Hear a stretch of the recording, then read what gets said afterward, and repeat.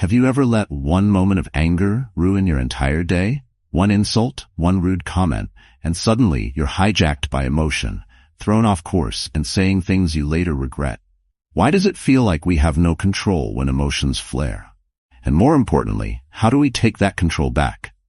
The Stoics believed that your mind, not other people, not circumstances, is your true battlefield. They taught that power doesn't lie in reacting louder, but in not reacting at all. In choosing calm over chaos. In refusing to hand over your peace to someone who doesn't deserve it. This video will show you exactly how to never get angry or upset with anyone or anything again. Not by suppressing your feelings, but by rewiring the way you respond. You'll learn actionable, battle-tested Stoic techniques to help you pause before reacting, detach from what doesn't serve you, and master your emotions like a warrior of the mind. You're not weak for struggling. You're human. Every man has faced the heat of anger and the sting of disrespect, but few ever learn to rise above it. That's where you change. So if you've ever felt exhausted from being emotionally hijacked, this is for you. Like this video, subscribe for more Stoic strategies, and share it with someone who needs their peace back. Because once you understand Stoicism, you don't just manage anger, you become untouchable. And that changes everything. 1. Reframe emotional outbursts as habits you can unlearn. You weren't born angry. You weren't born snapping at people in traffic, slamming doors, or replaying conversations in your head for hours. That reaction, what feels automatic now, was learned. Picked up over the years of stress, pride, and a world that constantly tells men they need to be tough, loud, and dominant. But here's the truth. Real strength isn't loud. It's silent. And the most powerful man in the room is the one who doesn't flinch, doesn't bark back, and doesn't let his peace be disturbed by small things. Anger is not just a feeling, it's a habit. And like any habit, it can be broken. But first you have to see it for what it is. A chain reaction that only keeps going because you feed it. A guy cuts you off, your boss talks down to you, your partner says something sharp, and before your brain catches up, your mouth fires. That's the cycle. And most men stay trapped in it their whole lives, believing it's just who they are. But the Stoics saw it differently. They didn't see anger as a personality trait. They saw it as a weakness in disguise. Epictetus once said, "Any person capable of anger is a slave to it." That's harsh, but it's true. When you react blindly, you hand your power to the very thing that triggered you. You become predictable, easy to manipulate, and emotionally exhausted.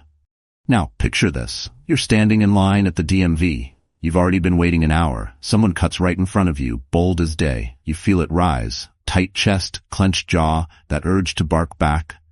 That moment right there, that's your battlefield. You either fight the same old war you always lose, or you pause and ask one simple question. Will getting angry make this better? You know the answer. You've lived the answer. You've lashed out before. And what did it bring you? Nothing but more stress, more regret, and more distance from the man you're trying to become. This is where Stoicism shifts everything. You don't need to suppress your feelings. You need to step outside them. Watch them like clouds passing through the sky. Acknowledge them, but don't let them drive. The mind, the rational self, that's the driver. That's the power Stoics built through discipline. Most men go through life thinking their anger is justified. That's proof they care. That staying calm means weakness or apathy, but it's the opposite. Anyone can blow up. That's easy. What's hard, what takes discipline, maturity, and real backbone is to stay composed when everything around you is trying to shake you. When someone disrespects you and you don't give them the satisfaction of seeing you flinch. That's dominance. When life throws chaos at you and you stand still, that's control. So what do you do next time that fire rises in your chest? You pause. You breathe. You remind yourself, this anger is a habit. I don't need to wear it anymore. And then you walk away. Not because you're weak, but because you've grown too strong to waste your energy on things that don't deserve it. You're not here to be triggered. You're here to take your power back. That begins not with the world changing, but with you responding differently. Respond like a man who owns his mind. Respond like a Stoic. 2. Control yourself instead of trying to control others. It's easy to explode, easy to raise your voice, throw a jab, or storm out of the room. That's what most men do when they feel disrespected. Lash out to regain some sense of power. But that kind of power is fake. It burns hot, fades fast, and always leaves you feeling weaker than before. Real control doesn't come from dominating someone else. It comes from mastering yourself in the heat of the moment. Anger tricks you. It tells you that if you don't react, you're weak. That if someone pushes you, you need to push back harder. That silence is surrender. But think back. How many times has getting angry actually solved anything? You yell, and the other person yells louder. You prove your point, but lose the relationship. You win the argument, but lose sleep over what you said. And in the end, you feel drained, because you were never really in control. You were just reacting. Now imagine this. You're in a meeting at work. Your manager criticizes your idea in front of the whole team, unfairly, even arrogantly. You feel the heat rising. Every part of you wants to fire back, defend your name, shut him down, but something stops you. A voice inside says, if I respond now, I'll only make this worse. So you pause. You breathe. You say, thanks for the feedback, I'll revisit it, and you move on. Later in private, you speak with clarity, not emotion. That is control. That is a strength. And that is Stoic. Marcus Aurelius said, you have power over your mind, not outside events. Realize this, and you will find strength. The Stoics didn't believe in letting pride run the show. They believed in response over reaction, clarity over chaos. They understood what many men still don't. Trying to control other people is a losing game. What you can control, and always could, is how you choose to show up. The mistake most men make is believing that silence means weakness, that walking away makes you look less of a man. But think about the last time someone lost it in front of you. Did you respect them more, or did they lose power in your eyes?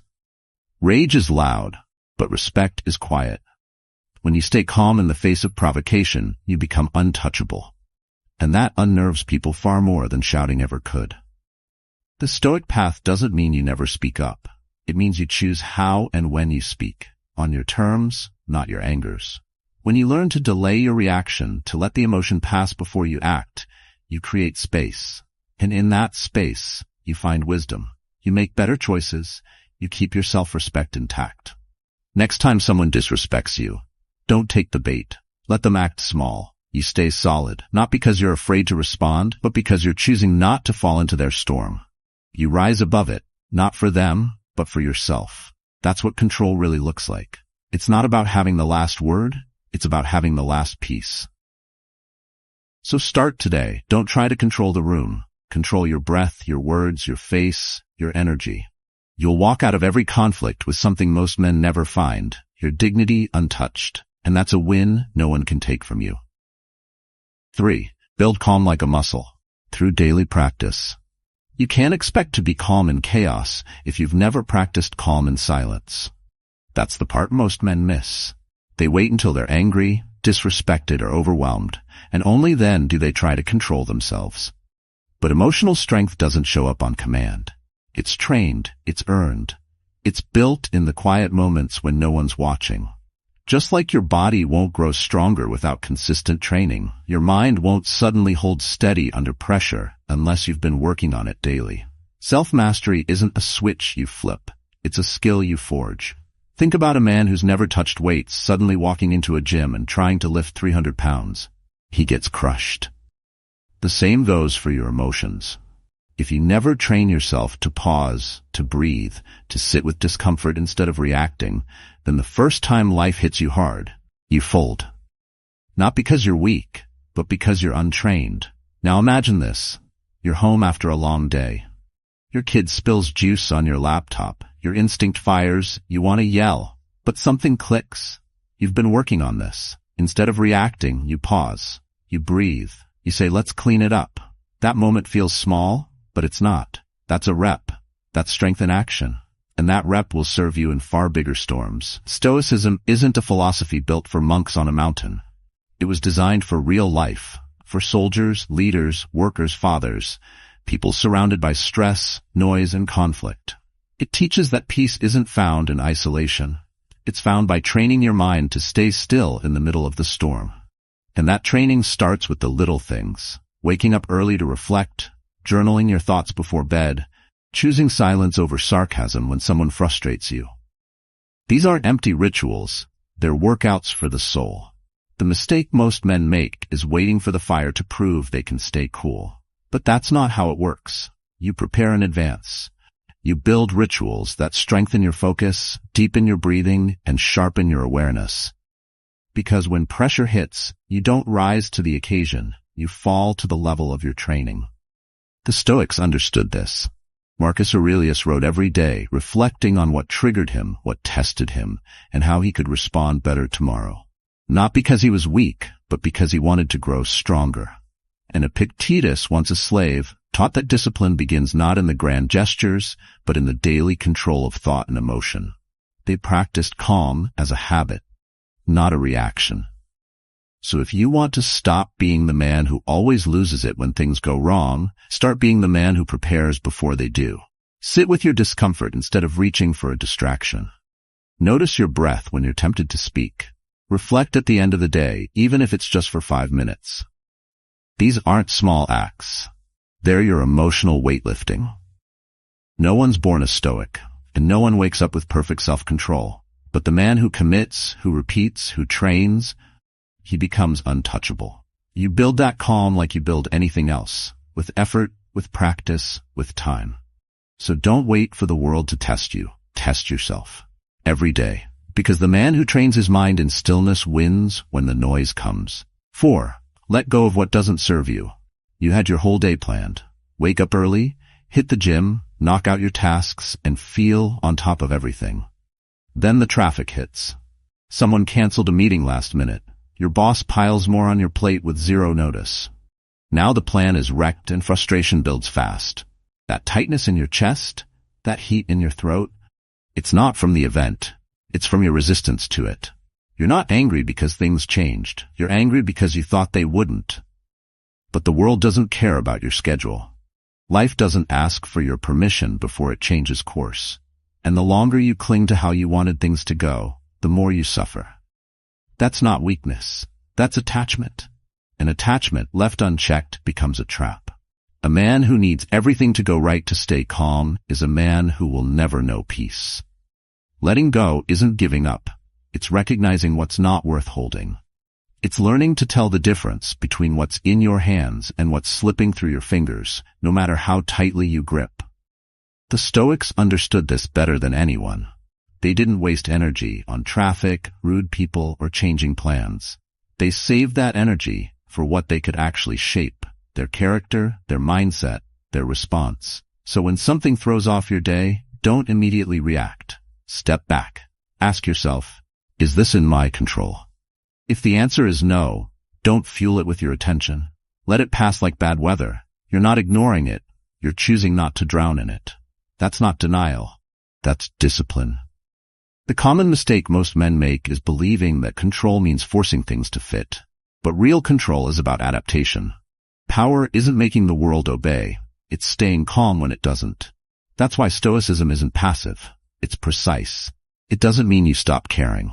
It means you stop wasting care on what can't be changed, and that shift, right there, frees up your strength for what truly matters.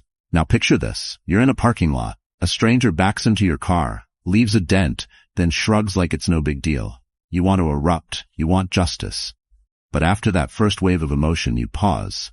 You ask yourself, will raging at him fix the dent? Will it make him care more? No. So you do the paperwork, you stay calm, you protect your energy, and you drive away. Not just with a damaged bumper, but with your dignity intact. That's the move. That's the win. Not because you let him off easy, but because you didn't let him take anything more than metal. He doesn't get your peace, your night, your health. You kept those. Because you let go of what wasn't worth keeping. Stoic strength doesn't shout. It doesn't cling. It releases. And in that release, there's real control. So start asking yourself more often, is this mine to hold? If it's not, let it go. Because the man who knows what to carry and what to drop doesn't get angry at every storm. He walks through it, calm, clear, and unshaken. And that man, no matter the chaos, remains in control. 5. Turn conflict into a personal test of mastery. You can't avoid conflict. Not if you're alive, working, dealing with people, building something real. Someone will challenge you, misunderstand you, talk down to you, or push your limits. That's just life. But the way most men approach conflict is reactive. They see it as a threat to their pride, a moment to win or prove something. So they tense up, raise their voice, and try to dominate. But in doing so, they miss what conflict really is. It's not a threat to your power. It's a mirror of it. Conflict reveals where you still lose control, where your ego still takes the lead. You're still a slave to other people's opinions. And this is exactly why the Stoics treated every confrontation, every insult, every unfair moment, not as a problem, but as practice. They believed life constantly gives you reps. Opportunities to strengthen your mind by refusing to be pulled down by the noise. Picture this. You're standing at the counter of a hardware store. You've been waiting patiently while the clerk helps someone else. Then a guy behind you jumps ahead, waves a receipt, and demands to be served first. He raises his voice. Everyone turns. And there you are, heart racing, jaw tight, ready to explode. But you don't. Instead, you step back internally. You ask yourself, what's actually at risk here? My time, my ego, or my peace? And right there you choose, not to roll over, but to rise above. That's not weakness. That's power with precision. The mistake many men make is thinking calm equals surrender. Not reacting means letting people walk over you, but letting your emotions hijack you. That's giving your power away. The Stoic doesn't avoid the confrontation. He just doesn't let it control him. He speaks when needed, but not with fire. He speaks with clarity. Because he knows the only thing worse than being disrespected is lowering yourself to match that disrespect. The more you see every challenge as a test, not of who's right, but of who's in control, the more unshakable you become. Conflict turns from a battlefield into a gym. You stop wasting energy on petty arguments. You stop letting small people shrink your world. And instead, you use each moment to grow your strength. That's how Marcus Aurelius lived. He ruled an empire, faced betrayal, war, and politics, yet chose stillness. He didn't chase revenge. He chased integrity. Because he understood that every interaction is a chance to practice self-mastery. Not once in a while, but every day. And the men who take that approach don't just survive conflict. They walk through it unchanged, untouchable. So the next time someone pushes your buttons, try this. Instead of snapping back, say nothing. Instead of proving a point, protect your energy. Instead of letting their chaos become yours, become the calm they can't reach. Not to look good, not to be liked, but because you've trained yourself to rise above what isn't worth your fall. You're not here to react to every insult. You're here to sharpen your edge. And every moment of conflict is a chance to do exactly that. Respond with control. That's how you win. And every time you do, you prove something far greater than dominance. You prove you've mastered the hardest battlefield of all, yourself. 6. Stay present. Because your imagination makes you angry. It's not the moment that makes you angry. It's your mind racing 10 steps ahead or spiraling 10 steps behind. You're not mad about what someone said. You're mad about what they meant, what might happen next, what it says about you, what you should have said back. That noise in your head? That's where most of your suffering comes from. And until you learn to stop living in the past or the future, you'll keep losing control in the only moment that matters, now. Men don't talk about this much, but it happens all the time. You get cut off in traffic. That's 3 seconds of inconvenience. But in your head, you replay it for the next 30 minutes. You imagine confronting the guy, yelling and showing him who's boss. You carry that weight into your next call, your next meeting, even your dinner table. The moment's gone, but your mind drags it like a chain. And that's how small things become heavy burdens, because you never learn to let them go at the moment they happened. Stoicism cuts through this mental clutter like a blade. It says, you only ever have now, and now there is no insult, no imagined outcome, no history to fix. There is only breath, action, choice. Marcus Aurelius trained himself to snap back to the present every time his thoughts wandered. He reminded himself, you could leave life right now. Let that determine what you do and say and think. Not tomorrow, not after you win the argument. Right now. The common trap is believing your thoughts are facts. That's just because you're thinking it. It must be true. But most of what you react to isn't real. It's imagined. The Stoics understood that an untamed mind is the root of unnecessary pain. That your imagination, if left unchecked, will build enemies that don't exist and arguments that never happened. Try this instead. You're walking into a conversation with someone you don't like. You're already bracing for conflict, expecting disrespect. That tension? It's not from anything they said. It's from the future you've already created in your head. Stop. Come back. Be in the moment. Maybe they will say something rude. Maybe they won't. Either way, you'll handle it better from a grounded mind than a racing one.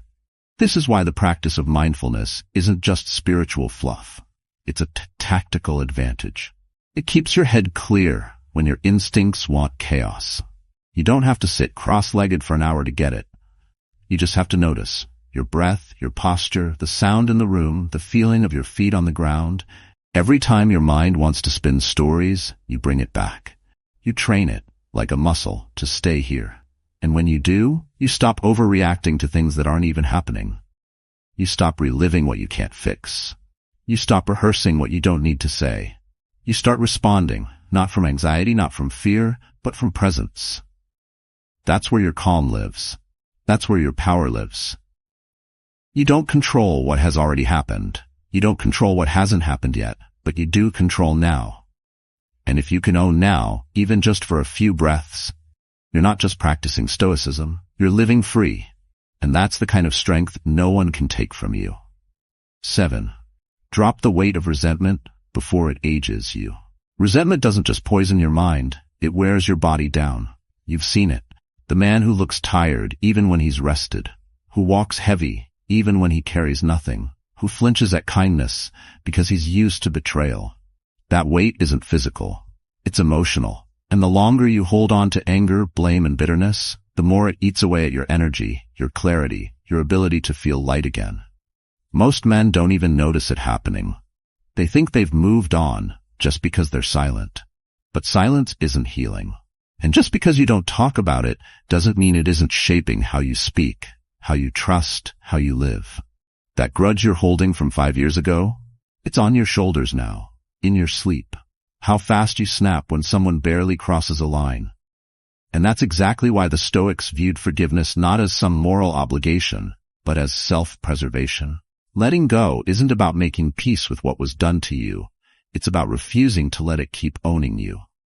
Because every ounce of resentment you hold robs you of peace in the present. And no one deserves that kind of power over your life, not even the person who wronged you.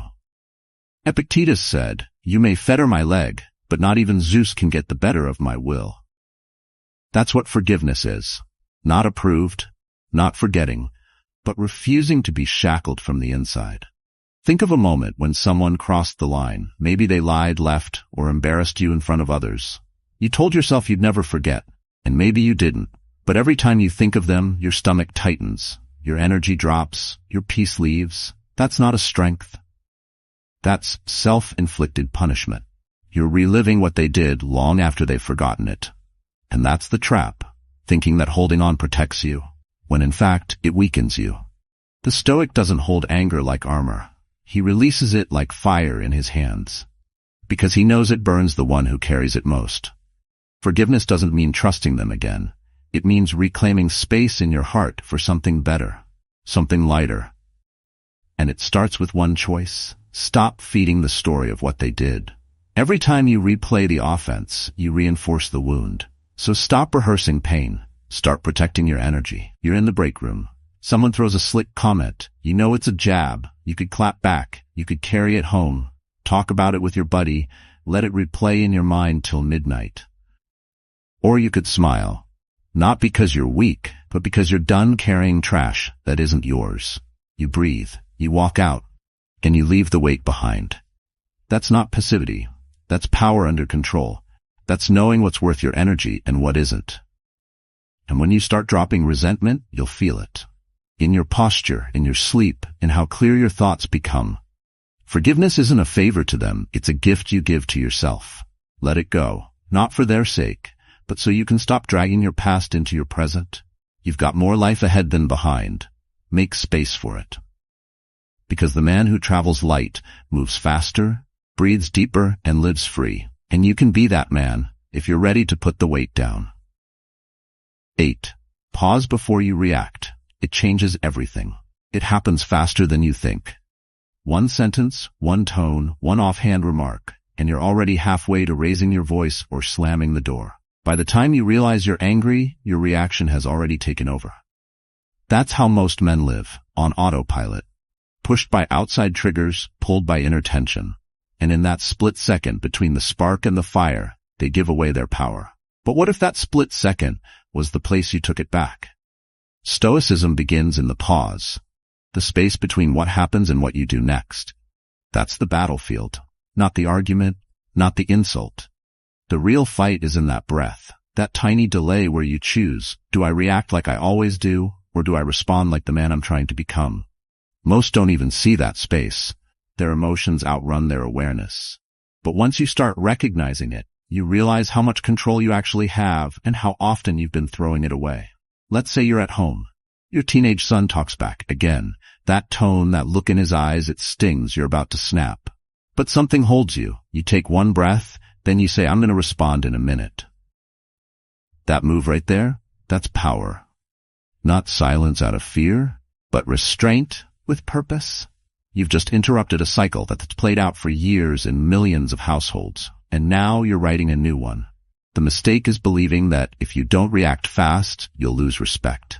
That hesitation means weakness. But what you gain in those 2 seconds is clarity. You give your brain time to process, to decide, to aim. That's what the Stoics trained for, not the absence of emotion, but the mastery of timing. Marcus Aurelius didn't say don't feel. He said don't act unless it serves the greater good. And that good often starts with silence. We live in a world that rewards fast reactions. Text back now, respond now, defend yourself instantly. But emotional discipline isn't about speed, it's about accuracy. Saying the right thing at the right time with the right tone. And you can't do that if you let adrenaline do the talking. You need to stop, to breathe, to name what you're feeling before it becomes something you regret. It doesn't take years of meditation. It takes one choice. When the pressure hits, you pause. You tell yourself, I don't need to react yet. You walk to the other room. You take 10 deep breaths. You ask, what's the outcome I want here? And then, only then you speak. You move. You act. Not from ego, from intention. The Stoic man isn't cold. He's clear. He's not slow. He's steady. He doesn't repress what he feels. He commands it. Because in that pause, he sees more. He sees the consequences. He sees the opportunity, and he steps into both with a steady hand. So from this point forward, treat every moment of tension as your training ground. When your heart starts to race, when your face heats up, when your fists want to clench, don't move. Not yet. Let the moment settle, then decide how to own it. Because the man who masters the pause doesn't just win the argument, he wins himself. And that is a victory worth choosing again and again. Now you know, you are not a prisoner of your emotions. You are not bound to anger, resentment, or the need to react. What the Stoics taught, what men like Marcus Aurelius and Epictetus lived, is that calm is not given, it's earned. Self-control is not about denial, it's about discipline. And peace isn't weakness, it's power, sharpened in silence. We've explored how anger is a habit that can be unlearned, how real strength comes from mastering yourself, and how emotional calm is built like a muscle through small, daily choices. You've seen that letting go is not surrender, but wisdom. Staying present is the best defense against stress. And that in every moment of tension, you have a window, a pause, where your character is forged. This isn't theory. This is your life. It's in the way you respond to your partner, how you hold your ground in meetings, how you walk away from noise and stand firm in your values. Each moment is a chance to practice. And the more you practice, the more natural it becomes. This is how you stop being triggered by everything and start becoming untouchable. So I invite you, begin with today. Train your breath, hold your words, master your pause, and build a mind that cannot be shaken by what it cannot control. If this message spoke to you, share your story in the comments. What moment tested you recently? What have you learned from holding back? We learn by reflecting, and we grow by helping others do the same. Because in the end, the man who can master himself, his thoughts, his reactions, his energy, is the man who owns his life. And that is the kind of strength that endures.